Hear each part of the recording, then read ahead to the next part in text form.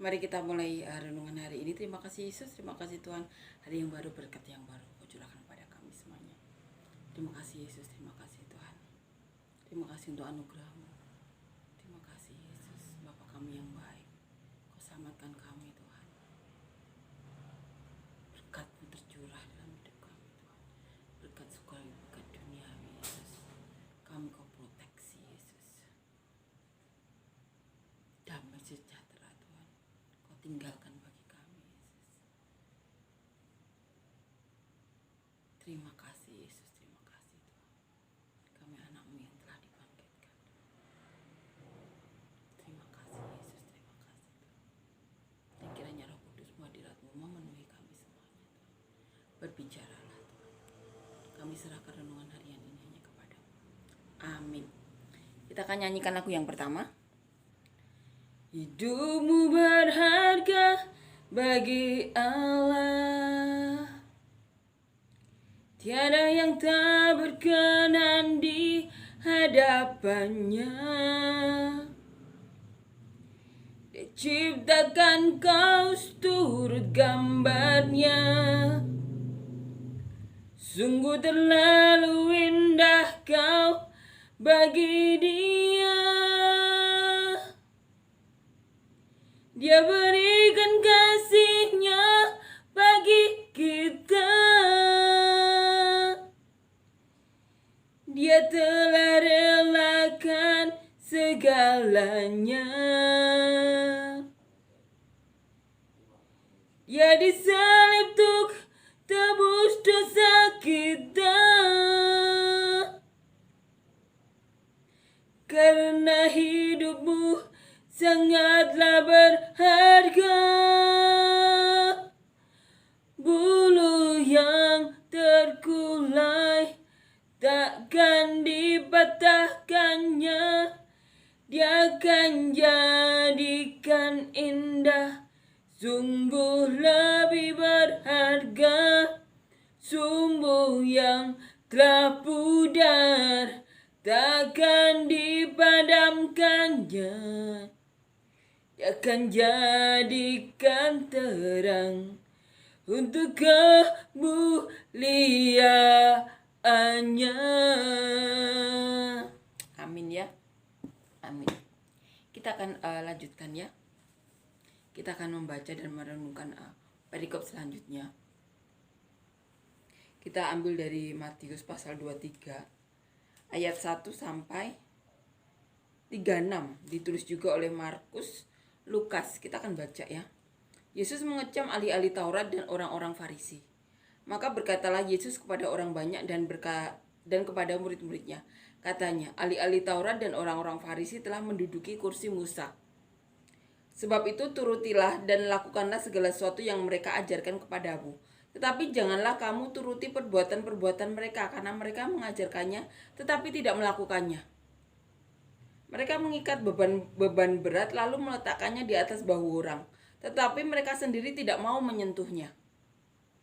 Semua pekerjaan yang mereka lakukan hanya dimaksud supaya dilihat orang. Mereka memakai tali sembahyang yang lebar dan jubah yang panjang. Mereka suka duduk di tempat terhormat dalam perjamuan dan di tempat terdepan di rumah ibadat. Mereka suka menerima penghormatan di pasar dan suka dipanggil rabi. Tetapi kamu, janganlah kamu disebut rabi, karena hanya satu rabimu dan kamu semua adalah saudara. Dan janganlah kamu menyebut siapapun bapa di bumi ini, karena hanya satu bapamu, yaitu Dia yang di surga. Janganlah pula kamu disebut pemimpin, karena hanya satu pemimpinmu, yaitu Mesias. Barang siapa terbesar di antara kamu, hendaklah ia menjadi pelayanmu. Dan barang siapa meninggikan diri, ia akan direndahkan. Dan barang siapa merendahkan diri, ia akan ditinggikan. Celakalah kamu, hai ahli-ahli Taurat dan orang-orang Farisi. Hai kamu orang-orang munafik, karena kamu menutup pintu-pintu kerajaan surga di depan orang. Sebab kamu sendiri tidak masuk dan kamu merintangi mereka yang berusaha untuk masuk. Celakalah kamu, hai ahli-ahli Taurat dan orang-orang Farisi. Hai kamu orang-orang munafik, sebab kamu menelan rumah janda-janda, sedang kamu mengelabui mata orang dengan doa yang panjang-panjang. sebab itu kamu akan menerima hukuman yang lebih berat. Celakalah kamu, hai ahli-ahli Taurat dan orang-orang Farisi, hai orang-orang munafik, sebab kamu mengarungi lautan dan menjelajah daratan untuk mentobatkan satu orang saja menjadi penganut agamamu, dan sesudah ia bertobat, kamu menjadikan dia orang neraka yang 2 kali lebih jahat daripada kamu sendiri. Celakalah kamu, hai pemimpin-pemimpin buta yang berkata bersumpah dengan baik demi bait suci. Sumpah itu tidak sah, tetapi bersumpah demi emas bait suci, sumpah itu mengikat. Hei kamu orang-orang bodoh dan orang-orang buta, apakah yang lebih penting, emas atau bait suci yang menguduskan emas itu? Bersumpah demi mezbah, sumpah itu tidak sah, tetapi bersumpah demi persembahan yang ada di atasnya, sumpah itu mengikat. Hai kamu orang-orang buta, apakah yang lebih penting, persembahan atau mezbah yang menguduskan persembahan itu? Karena itu barang siapa bersumpah demi mezbah, ia bersumpah demi mezbah dan juga demi segala sesuatu yang terletak di atasnya. Dan barang siapa bersumpah demi bait suci, ia bersumpah demi bait suci dan juga demi dia yang diam di situ. Dan barang siapa bersumpah demi surga, ia bersumpah demi tahta Allah dan juga demi dia yang bersemayam di atasnya. Celakalah kamu, hai ahli-ahli Taurat dan orang-orang Farisi, hai kamu orang-orang munafik, sebab persepuluhan dari selasih, adas manis dan jintan kamu bayar, tetapi yang terpenting dalam hukum Taurat kamu abaikan, yaitu keadilan dan belas kasihan dan kesetiaan. Yang satu harus dilakukan dan yang lain jangan diabaikan. Hai kamu pemimpin-pemimpin buta, nyamuk kamu tapiskan dari dalam minumanmu, tetapi unta yang di dalamnya kamu telan. Celakalah kamu, hai ahli-ahli Taurat dan orang-orang Farisi, hai kamu orang-orang munafik, sebab cawan dan pinggang kamu bersihkan sebelah luarnya, tetapi sebelah dalamnya penuh rampasan dan kerakusan. Hai orang Farisi yang buta, bersihkan dahulu sebelah dalam cawan itu, maka sebelah luarnya juga akan bersih. Celakalah kamu, hai ahli-ahli Taurat dan orang-orang Farisi, hai kamu orang-orang munafik, sebab kamu sama seperti kuburan yang dilabur putih, yang sebelah luarnya memang bersih tampaknya, tetapi yang sebelah dalamnya penuh tulang belulang dan berbagai jenis kotoran. Demikian jugalah kamu, di sebelah luar kamu tampaknya benar di mata orang, tetapi di sebelah dalam kamu penuh dengan kemunafikan dan kedurjanaan. Celakalah kamu, hai ahli-ahli Taurat dan orang-orang Farisi, hai kamu orang-orang munafik, sebab kamu membangun makam nabi-nabi dan memperindah tugu orang-orang aneh, orang-orang saleh, dan berkata, jika kami hidup di zaman nenek moyang kita, tentulah kami tidak ikut dengan mereka dalam pembunuhan nabi-nabi itu. Tetapi dengan demikian kamu bersaksi terhadap diri kamu sendiri bahwa kamu adalah keturunan pembunuh nabi-nabi itu. Jadi penuhilah juga takaran nenek moyangmu. Hai kamu ular-ular, hai kamu keturunan ular beludak, bagaimanakah mungkin kamu dapat meluputkan diri dari hukuman neraka? Sebab itu lihatlah, aku mengutus kepadamu nabi orang-orang bijaksana dan ahli-ahli Taurat. Separuh di antara mereka akan kamu bunuh dan kamu salibkan, yang lain akan kamu sesah di rumah-rumah ibadatmu, dan kamu aniaya dari kota ke kota, supaya kamu menanggung akibat penumpahan darah orang-orang yang tidak bersalah, mulai dari Habel orang benar itu sampai kepada Zakaria anak Berekiah yang kamu bunuh di antara tempat kudus dan misbah. Aku berkata kepadamu, sesungguhnya semuanya ini akan ditanggung angkatan ini. Ini yang ditulis oleh Matius ya. Kita akan membaca bagaimana Markus menulis. Ditulis di Markus pasal 12.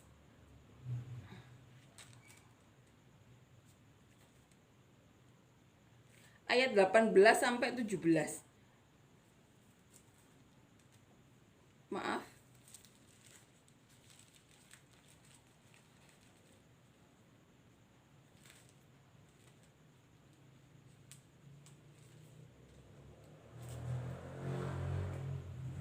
Markus 12 ayat 38.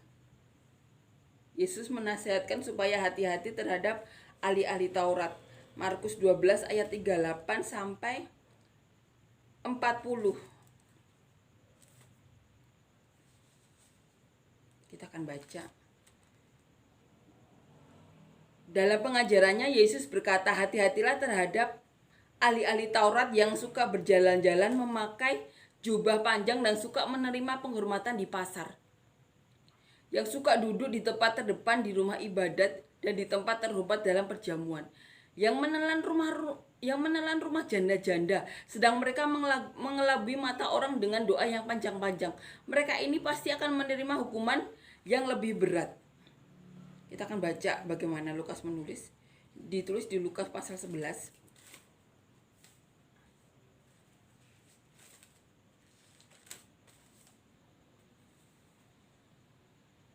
Ayat 37 sampai 54.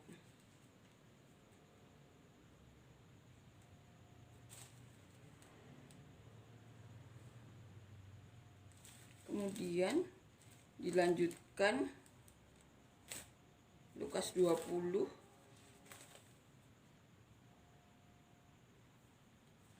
ayat 45 sampai 47. Kita akan baca. Lukas 11 ayat 37 sampai 54. Yesus mengecam orang-orang Farisi dan ahli-ahli Taurat. Ketika Yesus selesai mengajar, seorang Farisi mengundang dia untuk makan di rumahnya.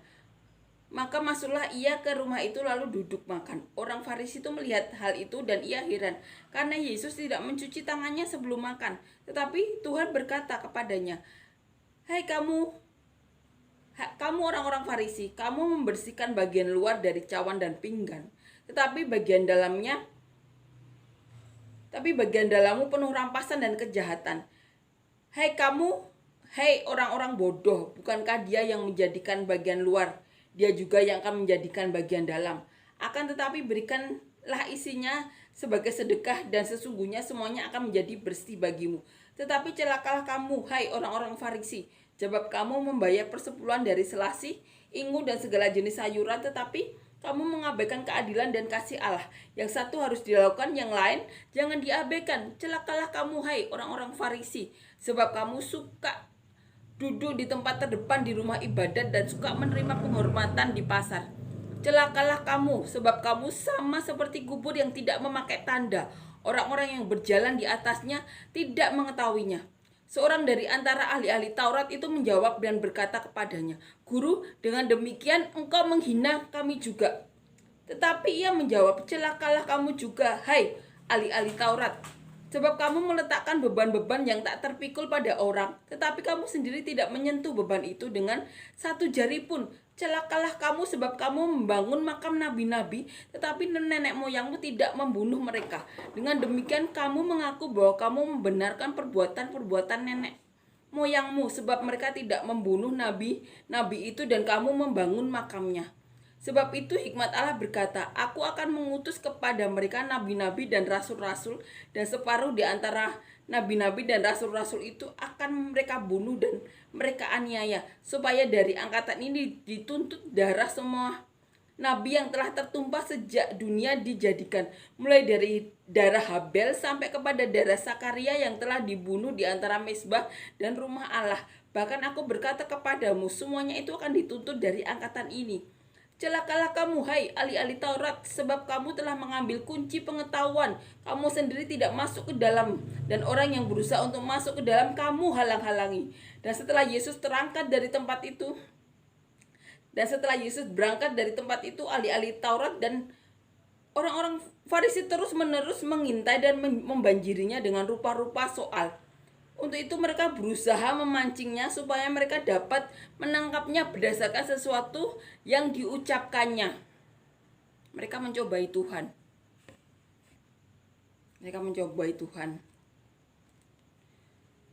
Agar Tuhan mengucapkan sesuatu. Setelah Tuhan mengecam ya, mereka berusaha memancingnya. Jadi setelah dikecam itu mereka berusaha lagi untuk memancing agar Tuhan mengatakan sesuatu. Dan perkataan itu sebagai dasar mereka untuk menangkap Tuhan Yesus. Mereka berusaha lebih keras lagi setelah dikecam Tuhan ya. Kita akan baca Lukas 20 ya, ayat 45.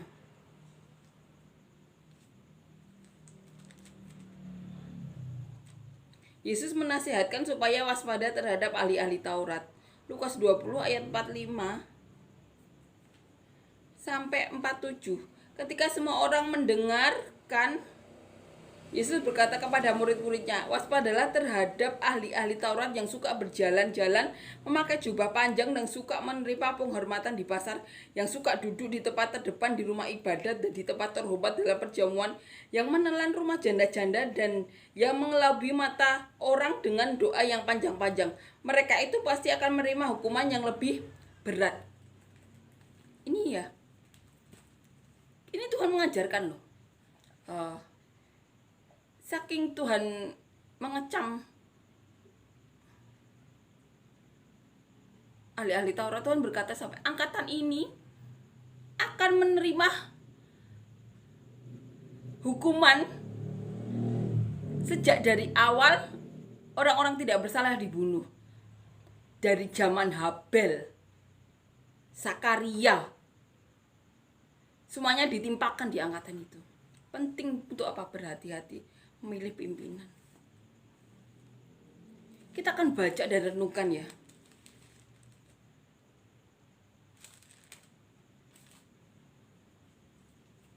Kita akan baca dan renungkan. Di sini ayatnya Tuhan Yesus di perikop ini agak panjang ya. Tuhan Yesus mengecam kelakuan dari ahli-ahli Taurat, ahli-ahli Farisi. Di sini dikatakan ya,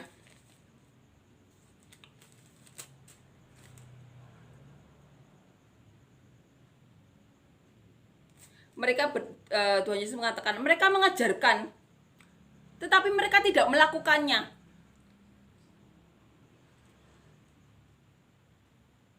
Di sini dikatakan ahli-ahli Taurat dan orang-orang Farisi telah menduduki kursi Musa. Sebab itu turutilah dan lakukanlah segala sesuatu yang mereka ajarkan kepadamu. Turuti dan lakukan. Tetapi janganlah kamu turuti perbuatan-perbuatan mereka, karena mereka mengajarkannya tetapi tidak melakukannya. Orang Farisi sudah menduduki kursi Musa. Tuhan Yesus mengatakan, dengarkan ajarannya, lakukanlah, tapi jangan contoh perbuatan-perbuatan mereka. Karena mereka mengajarkannya tetapi tidak melakukannya. Ini Tuhan Yesus sendiri yang bilang. Kemudian Tuhan Yesus juga mengatakan, mereka mengikat beban-beban, kemudian diletakkan di bahu orang. Tetapi mereka bahkan tidak membawa beban satu jari pun. Itu Tuhan sendiri yang bilang. Tuhan mengecam orang-orang Farisi, ahli-ahli Taurat, sampai seperti itu. Mereka meletakkan beban di pundak orang lain.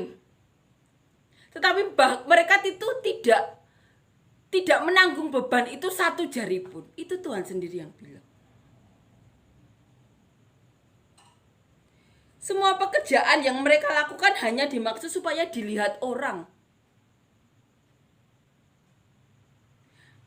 Kemudian mereka memakai tali sembahyang yang lebar dan jubah yang panjang dan suka duduk di tempat-tempat terhormat dalam perjamuan dan tempat terdepan di rumah ibadat.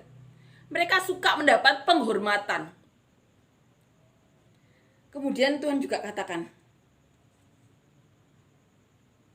jangan sebut mereka rabi, karena rabi cuma satu Tuhan. Jangan sebut mereka pimpinan, karena pemimpin cuma satu, Mesias.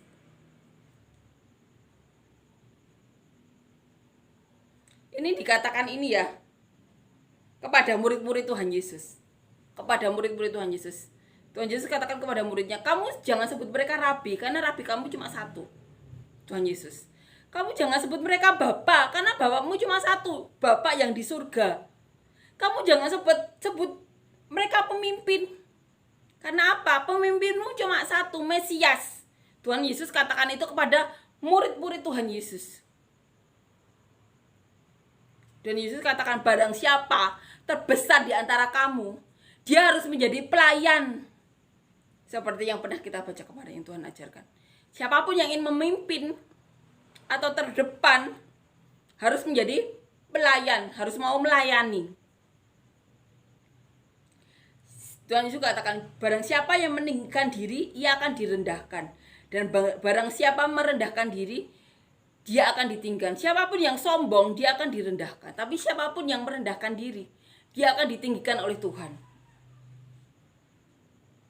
Tuhan Yesus juga katakan, celakalah kamu hai ahli-ahli Taurat dan orang-orang Farisi. Kalian orang-orang munafik, karena kamu menutup pintu-pintu kerajaan surga di depan orang, sebab kamu sendiri tidak masuk dan kamu merintangi mereka yang berusaha untuk masuk. Tuhan Yesus katakan, orang-orang Farisi ahli Taurat itu seperti berdiri di depan pintu surga. Mereka tidak masuk karena apa? Tidak melakukannya. Mereka cuma ingin terlihat terhormat. Mereka cuma meletakkan beban di pundak orang lain tapi tidak melakukannya. Mereka menduduki kursi Musa tapi tidak melakukan ajaran tersebut. Tuhan Yesus katakan apa? Mereka itu merintangi orang-orang yang lain untuk masuk ke kerajaan surga. Mereka cuma berdiri di depan pintu surga, tapi dengan mereka melakukan itu, mereka menghalangi orang-orang untuk apa? Masuk ke kerajaan surga. Itu Tuhan sendiri yang bilang.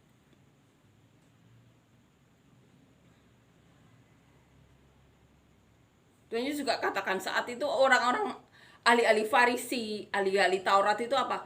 Menelan rumah-rumah janda.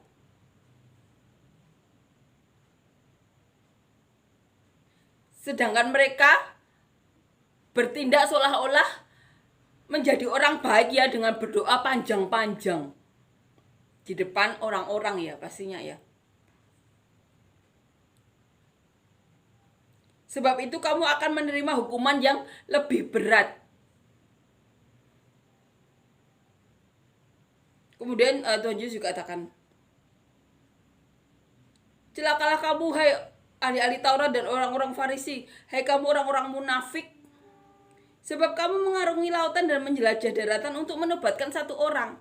Jadi mereka menobatkan satu orang dengan menjelajahi lautan, samudra untuk menobatkan satu orang. Tapi dengan menobatkan satu orang itu, mereka menjadikan orang itu yang mereka tobatkan itu menjadi 2 kali lebih jahat daripada mereka.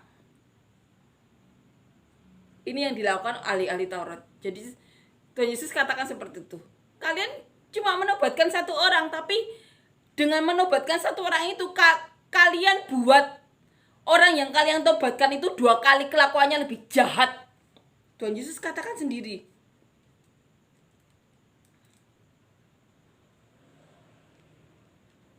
Dan kemudian yang Tuhan Yesus juga katakan tentang sumpah ya. Barang siapa bersumpah demi bait suci, ia bersumpah demi bait suci dan juga demi dia. Jadi siapapun yang bersumpah demi bait suci, orang itu bersumpah demi bait suci dan demi Tuhan, demi Bapa yang diam di situ. Dan barang siapa bersumpah demi surga, ia bersumpah demi tahta Allah dan juga demi dia yang bersemayam di atasnya. Ini kata-katanya.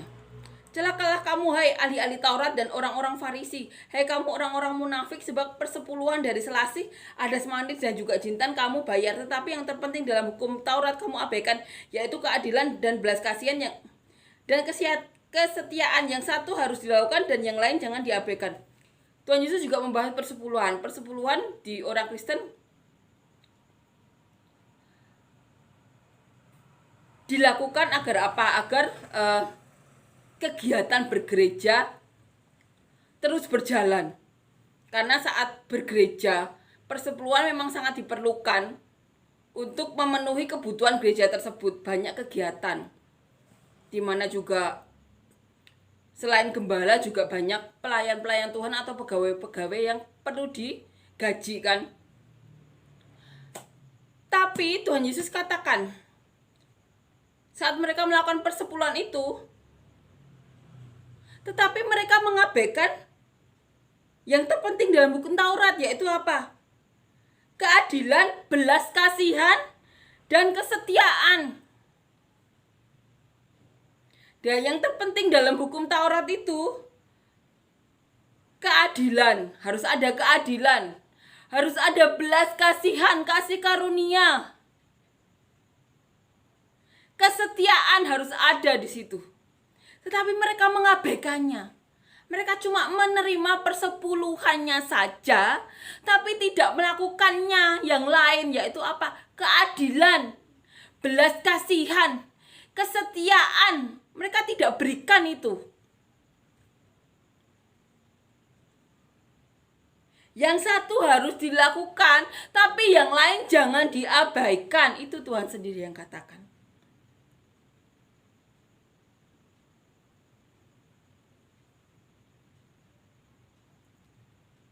Juga Tuhan juga ini ya katakan, nyamuk kamu tapiskan dari dalam minumanmu, tetapi unta yang di dalamnya kamu telan. Mereka seperti ya menerima, seolah-olah tidak menerima yang kecil, tapi yang besar mereka telan. Itu Tuhan sendiri yang katakan.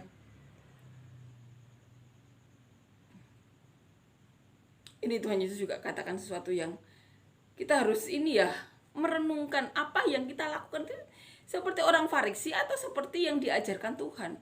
Kita punya keadilan, belas kasihan, kesetiaan. Kita harus benar-benar merenung saat ini posisi kita tuh seperti apa. Tuhan Yesus katakan ini lagi. Hei kamu orang-orang munafik, sebab kamu sama seperti kuburan yang dilabur putih. Yang sebelah luarnya memang bersih tampaknya, tetapi yang sebelah dalamnya penuh tulang belulang dan berbagai jenis kotoran. Luarnya kelihatan baik, tapi dalamnya Tuhan Yesus katakan penuh dengan kotoran. Demikianlah juga kamu di sebelah luar kamu tampaknya benar di mata orang, tetapi di sebelah dalam kamu penuh dengan kemunafikan dan kedurjanaan. Itu yang Tuhan katakan.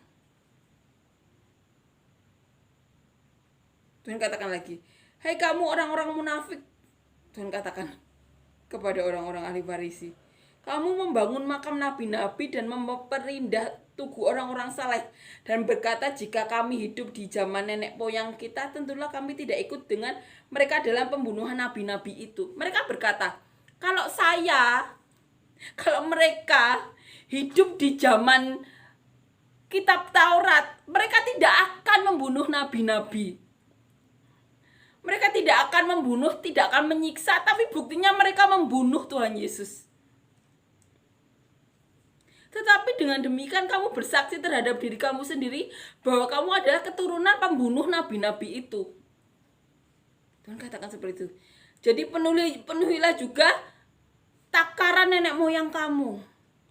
Hei kamu ular-ular, hei kamu keturunan ular beludak, bagaimanakah mungkin kamu dapat meluputkan diri dari hukuman neraka?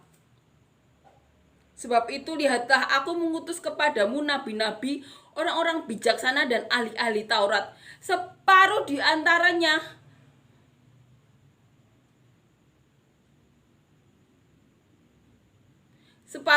mereka akan kamu bunuh dan kamu salibkan.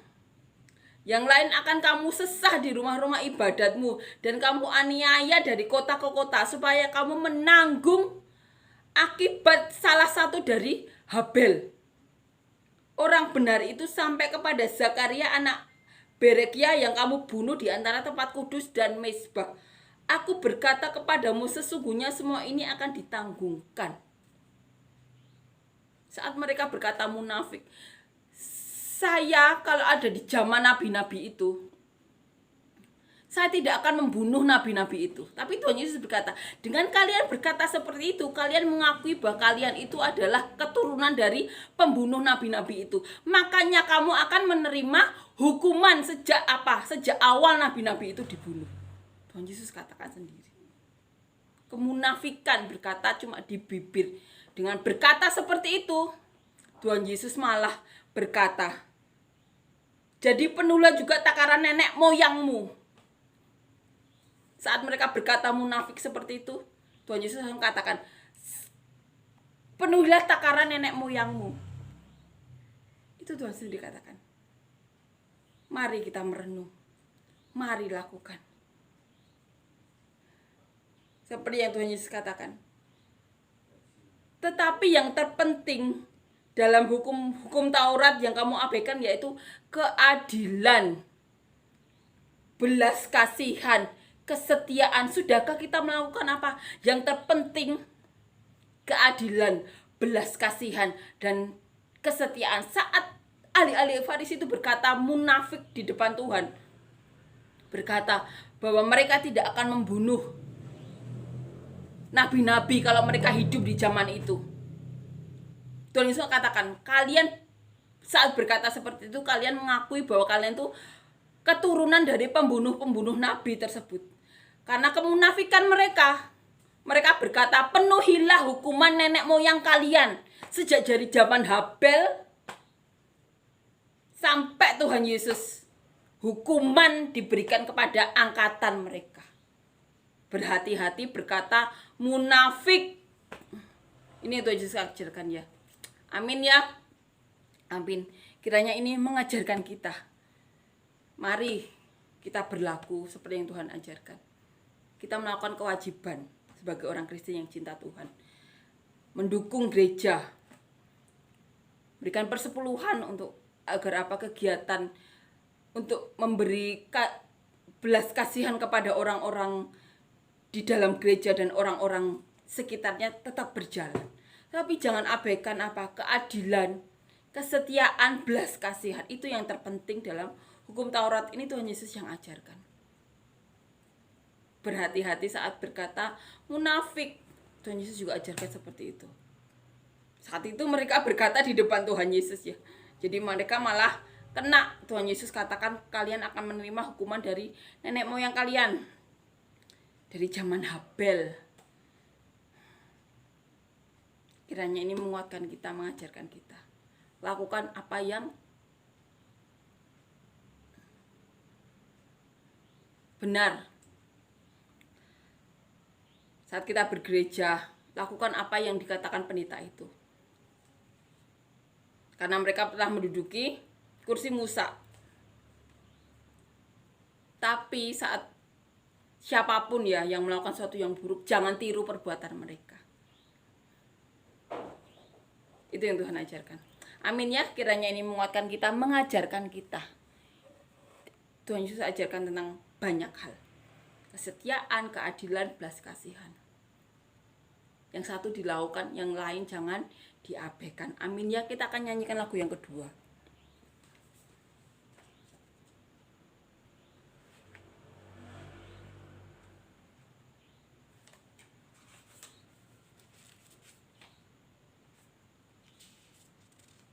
Hati yang gembira adalah obat, seperti obat hati yang senang.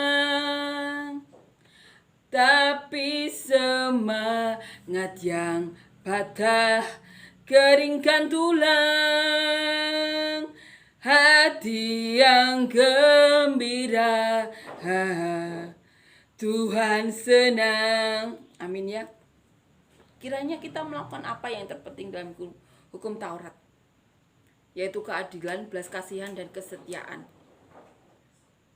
Janganlah kita bersikap munafik, berkata-kata munafik karena kita tidak tahu ya. Kita berkata saat di depan orang yang ada Roh Kudus. Tuhan berdiri di depan kita, berwujud orang lain atau apapun. Dan kita bisa menerima apa yang diterima orang-orang Farisi dan ahli Taurat. Tuhan Yesus berkata, hukuman dari nenek moyang kalian akan terima dari zaman apa? Habel. Mari kita bersikap terbuka terhadap Tuhan. Jangan ada kemunafikan. Tuhan Yesus itu cinta kita. Bahkan anaknya yang tunggal Tuhan Yesus berikan. Itu Tuhan kita. Bapa itu anaknya aja diberi kok. Amin ya. Amin. Kita akan berdoa. Terima kasih Yesus, terima kasih Tuhan untuk semua kebaikan-Mu. Terima kasih Yesus, terima kasih Tuhan untuk semua perkataan-Mu hari ini. Kami anak-anak yang Kau berkati Tuhan.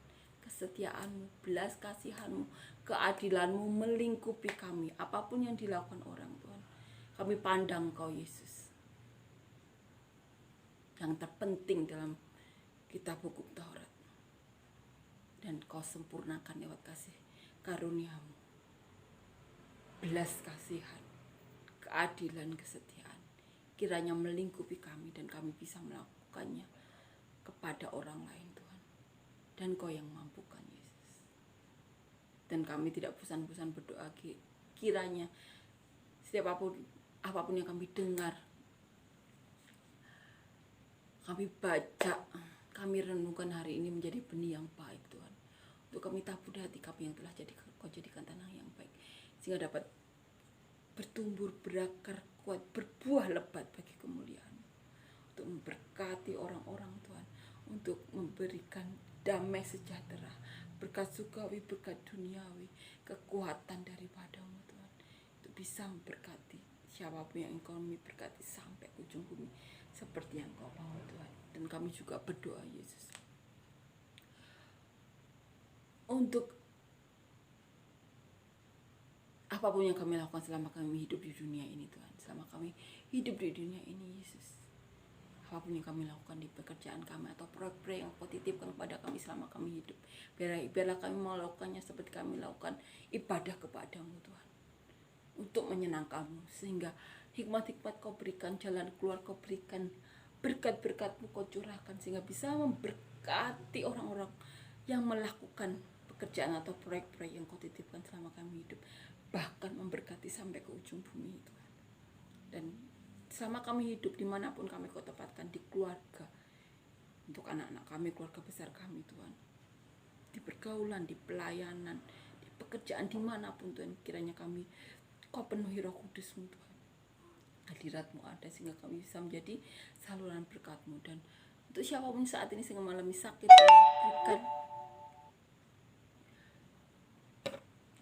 berikan jalan keluar-Mu Yesus, berikan mujizat-Mu, berikan kesembuhan-Mu Tuhan. Mujizat masih ada, kami imani itu Tuhan. Hikmat-hikmat mengalir, kesembuhan mengalir. Dan siapapun saat ini yang rindu untuk menambah momongan atau memiliki anak, buka pintu-pintu rahim kami Tuhan. Buka pintu rahim kami Tuhan, Kau berikan kami mujizat-Mu Tuhan. Kau sehatkan kandungan kami, Kau sehatkan sperma pasangan kami Tuhan. Kami memiliki anak-anak yang benar-benar daripada-Mu, anak-anak yang cinta Kau tegas sehingga mencintai keluarganya seperti mencintai Kau. Anak-anak yang rindu untuk melakukan apapun yang menjadi kehendak-Mu, rindu untuk menjadi saluran berkat-Mu. Dan siapapun saat ini yang rindu memiliki pasangan hidup, beri kami pasangan hidup yang benar-benar daripada-Mu, takut Engkau, mencintai Engkau, sehingga bisa mencintai kami seperti Dia mencintai Kau Tuhan, yang dapat membawa kami dan keluarga kami lebih dekat lagi kepada-Mu Tuhan, yang dimana keluarga kami Tuhan bisa menjadi berkat bagi anak-anak kami, keluarga besar kami, bisa menjadi berkat di pelayanan kami, di pekerjaan kami, atau dimanapun kami Kau tempatkan sebagai pasangan suami istri. Dan siapapun saat ini sedang mengalami masalah, beban berat, pergumulan, himpitan hidup, di jalan keluar, berikan mujizat-Mu, berikan hal-hal yang baik, curahkan Tuhan berkat-berkat dan kebaikan-Mu. Terima kasih Yesus, terima kasih Tuhan Kau masih berbicara kepada kami sampai hari ini. Terima kasih Yesus, terima kasih Tuhan, pasukan malaikat-Mu melindungi kami. Terima kasih Yesus, dalam nama Tuhan Yesus, amin.